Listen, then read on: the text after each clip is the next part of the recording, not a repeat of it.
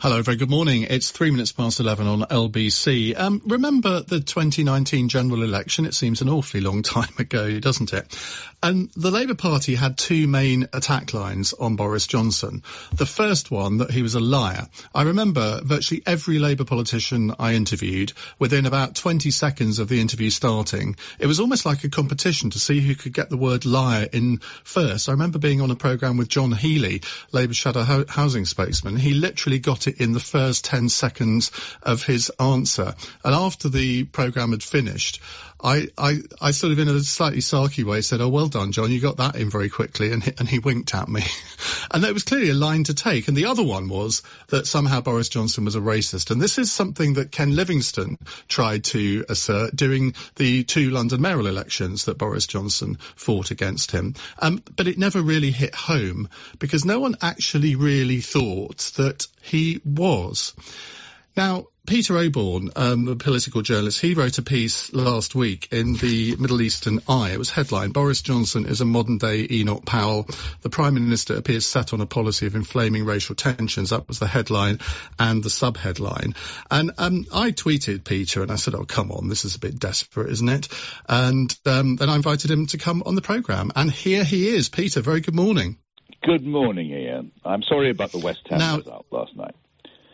Well, indeed, aren't we all? But let's start on a more positive note. Now, look, put your case for the prosecution.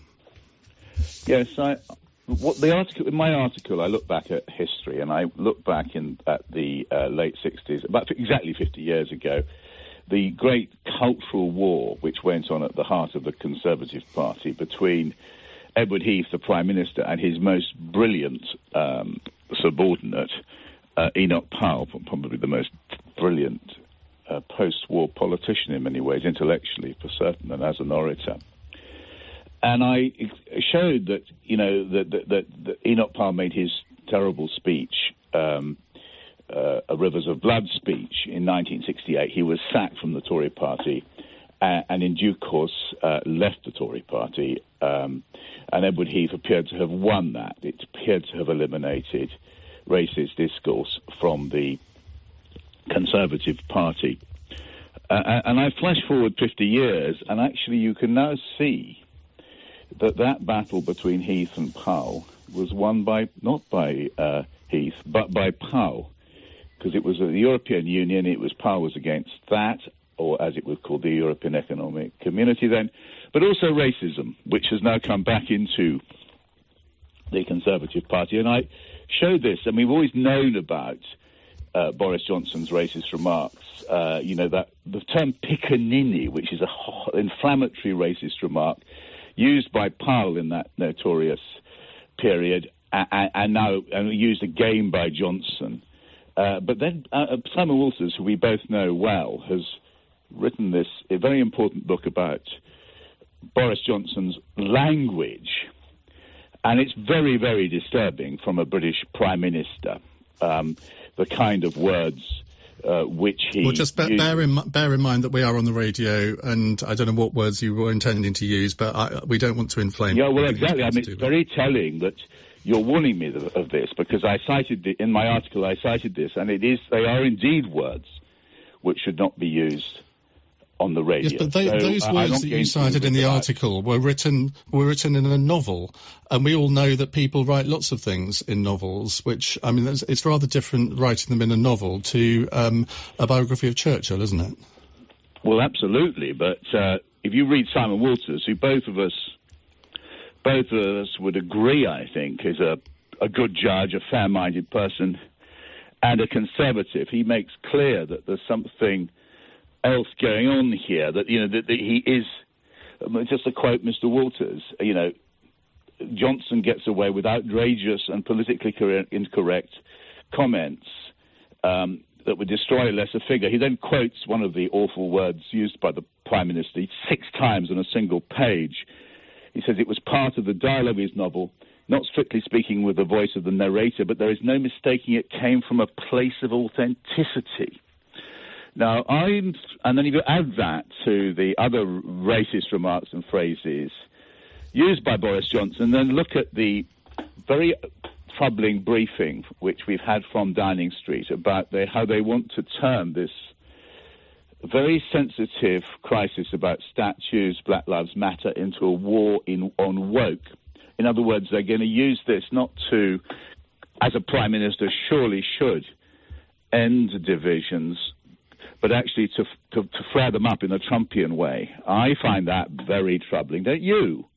In a town like London, a great cosmopolitan city like London, we have a Prime Minister who uses terrible inflammatory language, and now we're briefing that they're going to have a war. They're going to inflame the situation around Black Lives Matter rather than try and calm it down. Well, if I thought that was their deliberate policy... Well, that's the briefing. You just read said Bain in the Financial Times, very respected. That's what they're saying. Peter, you have been around long enough to know that one person will brief one thing, another person will brief another. Because I do find it slightly odd that you've taken this line, given what you wrote about Boris Johnson when you worked with him at The Spectator. Let me quote an article that you wrote in The Guardian, where you say, as Ken Livingstone's campaign for the London mayoral elections has accused Boris of racism, it is perhaps worth noting that there was never even a whiff of this at these semi-private discussions. On the contrary, Boris, though editor of a Tory magazine, was shockingly liberal about immigration and race. Now, nothing has changed on that, has it? That's very interesting. I think you're right to raise that, because if you look, it is something which I've been puzzling about, is the transition from Johnson, from being a sort of liberal cosmopolitan figure to being a nationalist, illiberal figure. Now, I think, and as mayor of a great cosmopolitan city, London, he even supported an amnesty for illegal immigrants, and which he still does. What we have seen, no, he doesn't. If you look at yes, he does. Yes, he does. I chaired 10 of the leadership hustings last year, and I asked him this on stage. Did he still support that? Yeah, I know, but hang on, absolutely did. Hang on, I know that in July he did that, but Victoria Atkins, Home Office Minister, less than a year ago, in the Commons in January.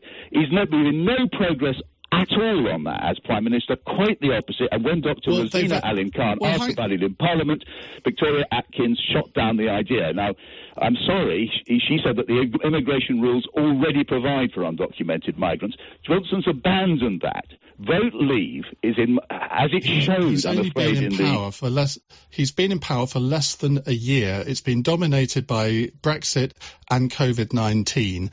I've got no idea whether he intends to bring it in, but he was absolutely specific with me last July when he said he would hope to do something about that when he was in office. May have been. I just refer you to what the Home Office Minister said to Labour spokesman in Parliament. She's also one of the most liberal people. Johnson made, which he could subsequently gone back on. I don't think Are you accusing Victoria Atkins of being a bit of a power light as well? Because she's one of the most left-wing Conservative members of Parliament. I just said a statement of government policy. I wasn't saying that she was a power light. Okay. It was just... All right, well, let's move on to another government policy which has been announced in the last few weeks, which I would suggest completely undermines your article, where the government have announced that they will allow 300,000 Hong Kong citizens who have British passports to come and settle here. And there are even rumours that they might offer 3 million Hong Kong Chinese to do that. That is not the action of a power-light, racist Prime Minister, is it, Peter? I'm glad they're going to do that. I personally hope they take 3 million, but let's see what happens again. Well, it completely undermines your case, doesn't it? No, it doesn't. They didn't have to announce that. They didn't have to announce it. What? They didn't have to announce that.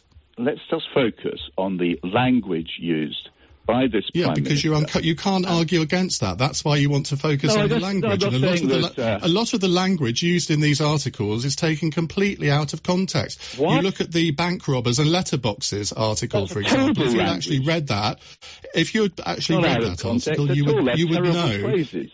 No, you would know that he was arguing that Muslim women have the right to dress how they want, which is completely the opposite of what you're trying to allege. But it's the language he used, and you know that. I believe you're a columnist. You use lurid language in a lot of your columns too. Let's face it. I don't use racist language in my columns like the Prime Minister, I'm afraid. And that's a big difference. The Prime Minister used racist language, Iain.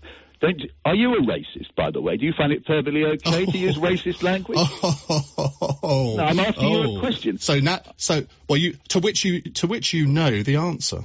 And the answer is no. And it's terribly insulting that you should even ask such a question when you know full well. I'm not saying it's okay. It's not language I would have used. Thank you. We have a Prime Minister who, and I am surprised on LBC, which is a great channel in a great cosmopolitan city, who uses openly racist language and gets away with it and sort of charms everybody into thinking that's perfectly okay. I'm sorry. What language? You seem to think it's okay. You seem to be defending that sort of use of language. I just said I didn't, but you've quoted it without any context whatsoever. You've quoted it without any context whatsoever, have you? Look, the context, the language itself, whatever the context. Do you agree? Do you agree that the context of the article where he wrote about bank robbers and letterboxes was actually pro-Muslim women's right to choose how they dress? I know that he was arguing for that, but the problem is that he was insulting those women who wear that, who choose to wear that kind of garment. That was the problem.